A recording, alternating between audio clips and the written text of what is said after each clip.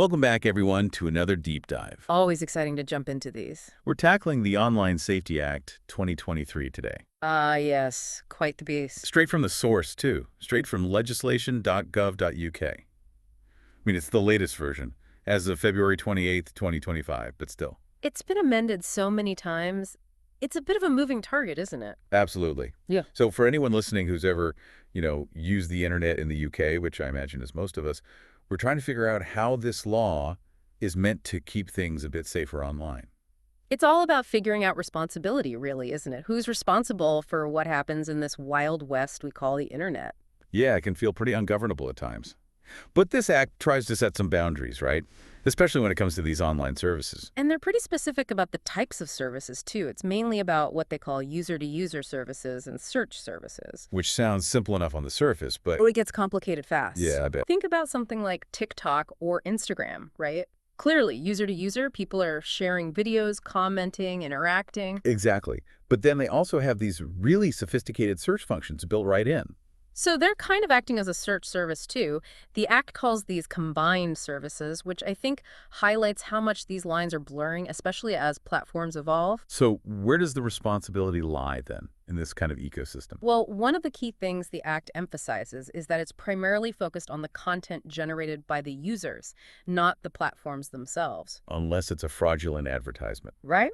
That's one of the few exceptions where the platform is directly responsible for the content. That's right. And even that raises all sorts of questions. What exactly counts as a fraudulent advertisement in the digital age? Think about influencer marketing, where it's not always clear what's genuine and what's a paid promotion. The lines are definitely blurry. Absolutely. Which brings us to the heart of it, really. Yeah. What the act is trying to do. Mitigate harm, right. Exactly. And to do that, it piles on a whole bunch of duties for these online service providers. It's a long list. It is. It covers all sorts of things. Starting with the most obvious, I suppose, which is illegal content. So platforms have this duty to assess the risk of illegal content appearing and then take steps to address it. But it's not just up to them to decide what's illegal. The Act has very specific schedules, Schedules 5, 6, and 7, I think it is, that lay out what falls into that category. And we're talking serious stuff, right? Terrorism, child sexual exploitation and abuse material, hate speech. It's not light reading, that's for sure. Definitely not. And then the Act even goes a step further by highlighting priority illegal content, which basically means they need to act even faster. Yes, because when you think about the sheer volume of content being uploaded every single second, this duty becomes quite a challenge. I mean, how do they even start to tackle that? Are they manually reviewing everything? Well, that's where the whole technology side comes in, but we'll get to that later. All right, fair enough. For now, let's stick with those duties. Another big one revolves around protecting children, as you might imagine. Makes sense. Kids are spending so much time online these days, and they're not always equipped to deal with all the risks, are they? The Act acknowledges that. So if a platform thinks there's a chance children are accessing their service, and let's be realistic, most of them DO, then even more duties kick in. Yeah, because kids are more vulnerable. So it makes sense to try and have stronger safeguards in place. Exactly. It gets pretty specific, actually, if you look at Schedule 8, for instance. Platforms might have to restrict features that could put kids at risk, or make it harder for adults to contact them directly. So things like limiting direct messaging or having stricter privacy settings for younger users. That sort of thing. It's all about trying to create a safer environment. But it's not just about protecting kids, right? The Act also emphasizes user empowerment, giving adults more control over their online experience as well. That's right. They talk about giving users tools to filter content or be alerted to certain types of content. So it's kind of like I can create my own little corner of the internet, blocking out the stuff I don't want to see. In a way, yes. But this also raises questions about echo chambers and filter bubbles, doesn't it? Are we really exposed to different viewpoints if we're constantly filtering out anything we disagree with? That's a whole other conversation. Absolutely. But for now, let's get back to the Act. With all these restrictions on content, are there any exceptions? There are. They specifically carve out protections for journalistic content and anything published by recognized news publishers. Which makes sense. Imagine a world where legitimate news reporting could just be flagged as harmful and taken down. Yeah, that wouldn't be good. Not at all. Freedom of expression is a key consideration here, and the Act is trying to balance that with the need for safety. It's a tricky balancing act. It is. And a lot of this relies on trust. Right, we have to trust these platforms to actually implement these duties fairly and effectively. You're right. That's why the Act puts such a strong emphasis on transparency. So it's not enough for them to just say they're doing the right thing. They have to actually show their work. Precisely. They need to be open about their policies, their risk assessments, how they're making decisions. And they have to publish these transparency reports too, right? Detailing how they're complying with the act. Yes, regularly. It's about accountability, isn't it? Making sure they're not just talking the talk, but actually walking the walk. It is. And that transparency is crucial not just for regulators, but for users as well. We have a right to know how these platforms are shaping our online experience. Okay, now I'm curious about the practical side of all this. It's one thing to say platforms need to keep kids away from adult content, but how do they actually do that? Well, that's where things get really interesting, because the Act doesn't just tell them what to do. In some cases, it actually gets into the haysaw. Oh, so it's not just a set of vague recommendations. Oh, not at all. Yeah. Gets into the specifics. What's what? Well, one example is age verification or age estimation, if full verification isn't possible. If a platform offers adult content, they need to take steps to keep kids away from it. And the Act sets a really high bar for accuracy, pushing platforms to use methods that are actually effective at getting it right. I mean, I've seen those age checks on some websites, and they're often laughably easy to bypass. It's a tough nut to crack, for sure. And the Act acknowledges that there's no perfect solution. It encourages innovation while also stressing the importance of getting it right. Because we're talking about protecting children, but also respecting user privacy. It's a balancing act. Definitely. And I'm guessing this is where artificial intelligence comes in, right? All those algorithms and AI systems can supposedly filter content. Absolutely. The Act talks about using proactive technology, which is basically a fancy way of saying they want platforms to use AI to identify and remove harmful content automatically. But doesn't that raise all sorts of concerns about bias? Can algorithms really judge content fairly? That's a key question, and the Act is aware of those concerns. It stresses the importance of avoiding bias in these systems and using them proportionally. So just because you can automate something doesn't necessarily mean you should. That's right. Makes sense. So say a platform is trying to navigate all of this, the duties, the technology, the nuances. Is there any guidance available, like a user manual for the Online Safety Act? Well, that's where OFCOM comes in. They provide more detailed guidance in the form of codes of practice. So it's like a how-to guide for complying with the act. Exactly. And these codes get pretty specific. They go into the weeds on a lot of topics, offering practical advice on how to implement the Act's provisions effectively. And the great thing is, they're living documents, so they can be updated as the online world changes. Which it does constantly. All the time. What might have been considered best practice a year ago could be totally outdated today, so that adaptability is crucial. Makes sense. So we've got the duties, the technology, the guidance. It's pretty complex. But let's be honest, some companies might be tempted to ignore all of this, especially if they think they can get away with it. And that's where the real teeth of the Act come into play. We'll dive into OFCOM's enforcement powers and what happens when platforms don't comply in Part 2 of our deep dive. Sounds like things are about to get serious. So, to wrap up Part 1, here's something to ponder. Does all of this oversight, all this regulation, actually strike the right balance between online safety and freedom of expression? That's the million-dollar question, isn't it? And there's no easy answer. But it's something we all need to be thinking about as our lives become more and more intertwined with the digital world.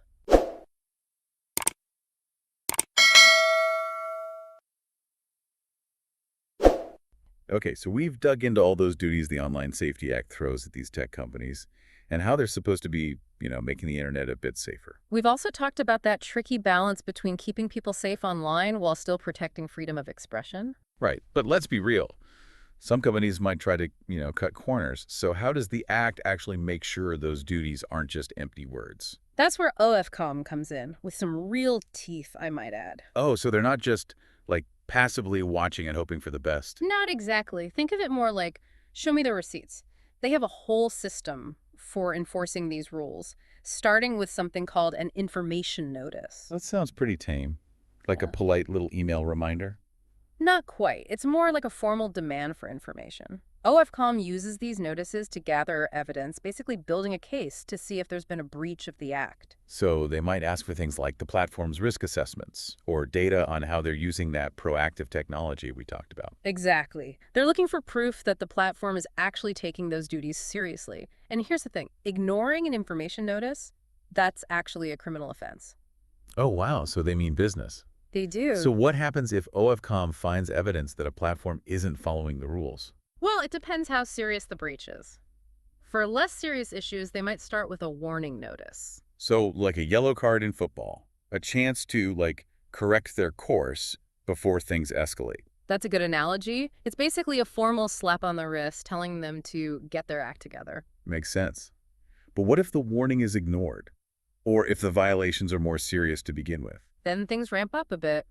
OFCOM can issue something called a provisional notice of contravention. Okay, now that sounds serious. What does that mean exactly? It's basically OFCOM officially declaring we think you've broken the rules. It's a detailed document outlining the specific breaches and the potential consequences. And we're talking about those massive fines here, right? Up to 10% of global revenue, which could be billions of dollars for some of these tech giants. You're not wrong. The financial penalties can be huge, but the provisional notice also explains how they arrived at that figure, taking into account all sorts of factors that might make it higher or lower. So the company gets a chance to see the evidence and understand the reasoning behind the proposed penalty. Exactly. And importantly, this is their chance to fight back.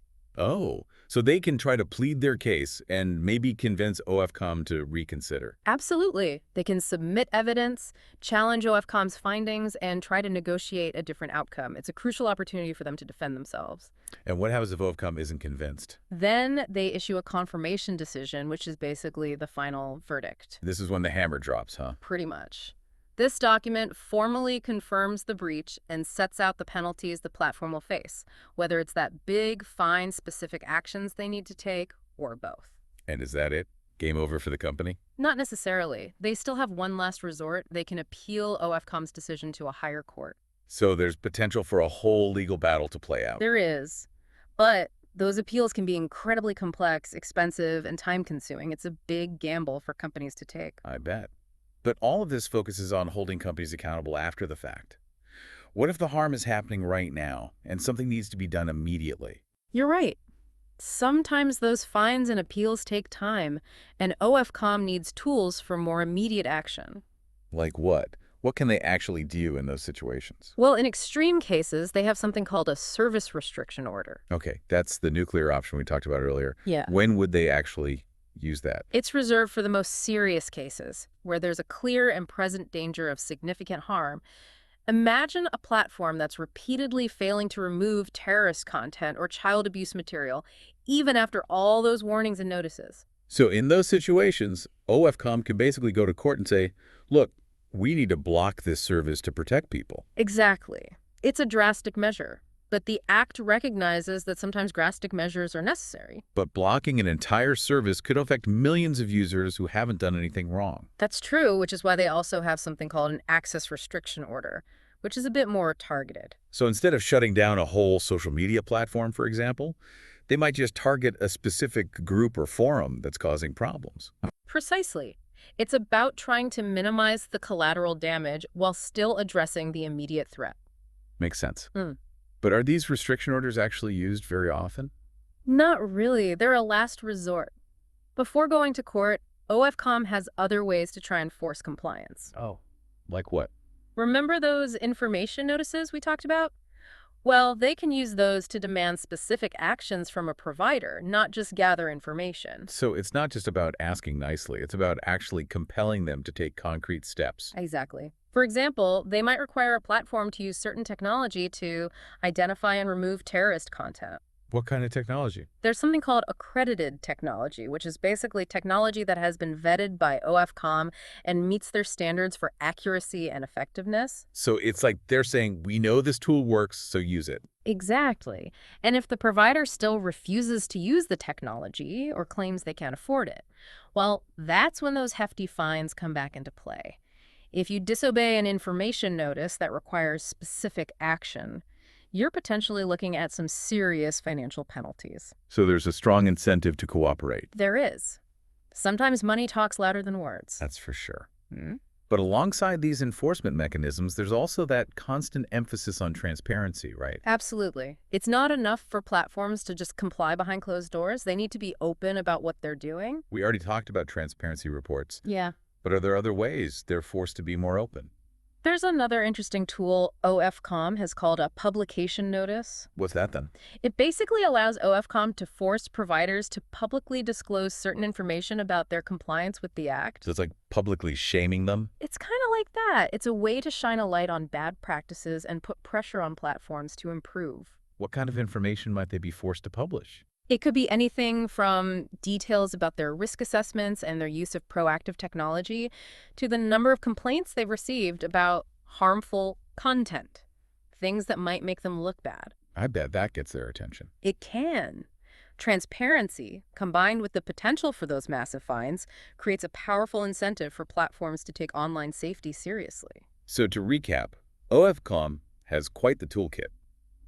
Information notices, warning notices, fines, even the power to block access to services in extreme cases. It's a pretty comprehensive system. And it's all underpinned by this commitment to transparency, forcing platforms to be open about what they're doing and how they're making decisions. Exactly. It's not a perfect system, but it's a step in the right direction. Okay, so we've covered a lot of ground here. Information notices, warning notices, provisional notices, confirmation decisions, restriction orders, publication notices.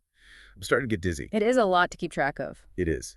But the main takeaway is that OFCOM has a whole range of tools at their disposal to deal with non-compliance. They start with gentle nudges, and if those don't work, they can escalate things pretty quickly. And ultimately, they have the authority to go to court if necessary. That's right. But, all of this has been focused on what happens when things go wrong, when platforms fail to meet their obligations. It's all reactive, isn't it? But isn't there also a more proactive side to this act? You're absolutely right. The Act also introduces new criminal offenses related to online behavior, targeting individuals directly, not just the platforms. Oh, so we're shifting focus now from corporate responsibility to individual accountability. This is where things get really personal. It is. And that's where we'll pick things up in part 3 of our deep dive. Okay, so buckle up, folks. We're about to explore the dark side of the internet, where those casual comments and thoughtless posts could land you in some serious hot water. As we head into this next layer of the Act, here's something to think about. Where do we draw the line between regulating online behavior and protecting freedom of expression? It's a question we all need to be asking ourselves.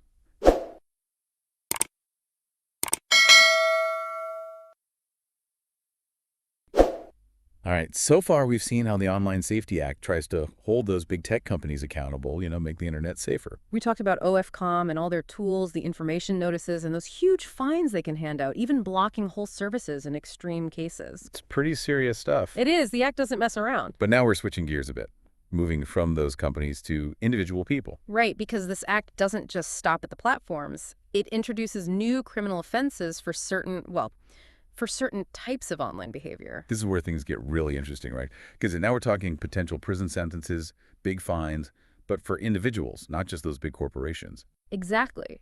It's recognizing that what we do online, it has real-world consequences. Which makes sense, but it also raises a lot of questions, doesn't it? About free speech, how much we can actually say online, how we even define harm in this digital space. Absolutely. It's a really complex area, and the Act is trying to walk a fine line here, balancing the need to protect people with the importance of individual freedoms. So let's get into the specifics. What kind of online behaviors are we talking about here? What could actually land you in trouble? Well, there's a whole range of new offenses, but some of the key ones target things like sending flashing images to people with epilepsy, knowingly sharing content that's likely to cause someone distress, even things like promoting serious self-harm, especially to vulnerable people. Wow, that's some heavy stuff. I'll admit I hadn't really thought about those flashing images as like a form of online harm before. It's a serious issue, though, especially for people with photosensitive epilepsy. So the Act makes it a crime to intentionally send those images to someone you know or suspect has epilepsy if you're doing it to cause them harm. So it's not just about the act of sending the images, it's about the intent behind it, right? Exactly. It has to be deliberate, malicious. You're using it as a weapon, basically. Right, that makes sense. What about sharing harmful content? What does that actually look like in practice? How do you even define harmful in that context? Well, remember, the Act defines harm as both physical and psychological harm. So this offense is about sharing content that you know is likely to cause someone significant distress, maybe fear for their safety, that sort of thing. But that seems pretty subjective, doesn't it? What one person finds upsetting, someone else might not even bat an eye at. It's true, there's always going to be some subjectivity when you're dealing with emotions. But the Act tries to provide some clarity. It says the content has to be shared without the person's consent, and D, with the intention of causing them harm.